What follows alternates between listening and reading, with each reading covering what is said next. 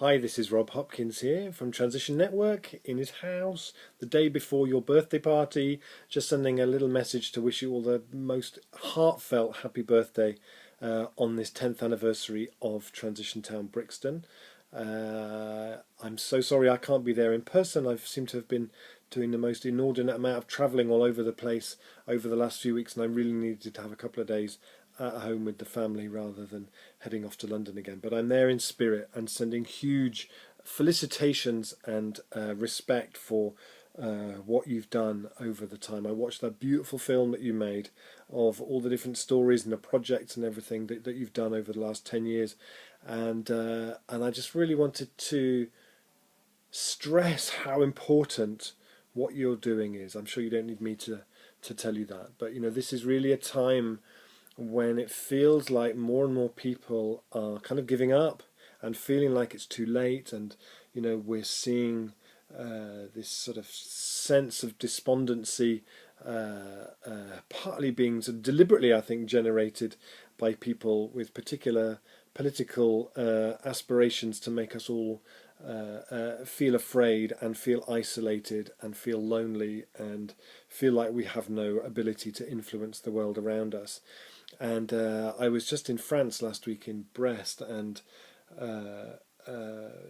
really saw how much people respond to stories. And at the moment, I'm about 2/3 of the way through writing a new book about imagination and how important it is at this time that we focus on imagination. And the idea that climate change, if it's anything, it is the greatest failure of imagination in the history of the world.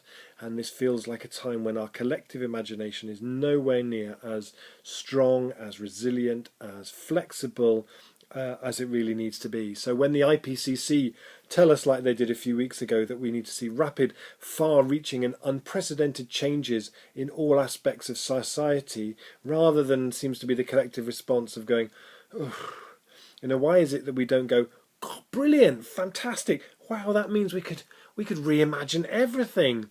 And like Naomi Klein says, you know, there are no non-radical solutions left. The only solutions left at this stage that are in any way commensurate to the scale of the challenge are radical, are bold, are full of imagination and full of possibility. And so for me, the thing that matters so much about what you're doing is, firstly, that what you've done over the last 10 years is to create and hold a kind of what-if space where people can come in, where they can step out of the busyness of the world, they can step out of the kind of high burnout rate of that more sort of conventional activism, they can step into a space which says, what if? What if we did this differently? What if we reimagined many of the basic ways that we do things? What if we reimagine that together and then we go and do it? And there's so few spaces like that in the world today, and what you've done creating and holding a space like that is so important. You've also held this really kind of, this space open where we don't give up, and actually where it is possible. And of course we can still turn this around if we can get enough of a sense of momentum around that. One of the people I interviewed recently for the book was a guy called Kali Akuno in Jackson, Cooperation Jackson, doing the most incredible economic, social redevelopment work there. And he said to me, wallowing in a defeatist attitude is one sure way to be defeated. The lesson from Mississippi is that we need to stay grounded and utilise what opportunities we have. And when I watched the film that you made of what you've done over the last 10 years, it's absolutely that, you know, utilising the opportunities that you have, whether it's around currency or around repair or around food or around energy. You've spotted those opportunities that most other people would just sort of walk by and not even notice, and that's really, really important.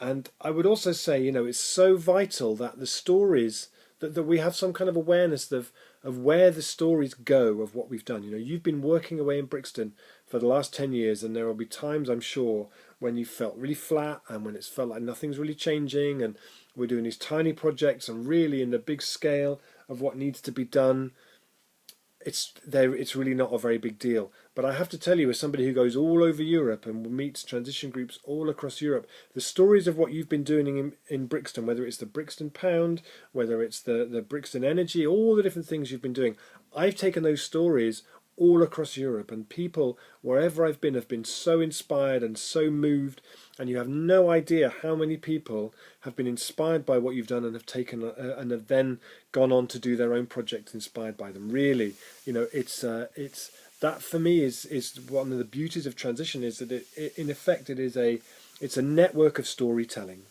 And we always say to transition groups, all the resources are free. You can have it all for free. The commitment is that you share your stories, and you've done that really beautifully.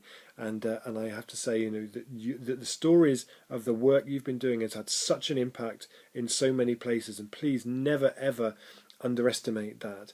And then the last thing I think is what you've done is create examples of what the future could be like, that people could taste and see and touch and feel and interact with. And I loved the quote that David Graeber said a while ago. He said, "It's one thing to say another world is possible.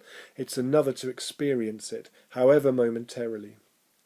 And to create those everyday tastes that mean that people can start to live and experience and walk around the future as it still could be. There is absolutely no reason why now in 2018 we couldn't create a future which is thrilling and nourishing and more resilient, and where we're better connected, and where we have cities full of food and no cars and bicycles and renewable energy and celebration and children playing in the street and an end of loneliness and an end of homelessness, and all of that stuff is entirely possible. It is still entirely possible, but we have to be able to dream it first.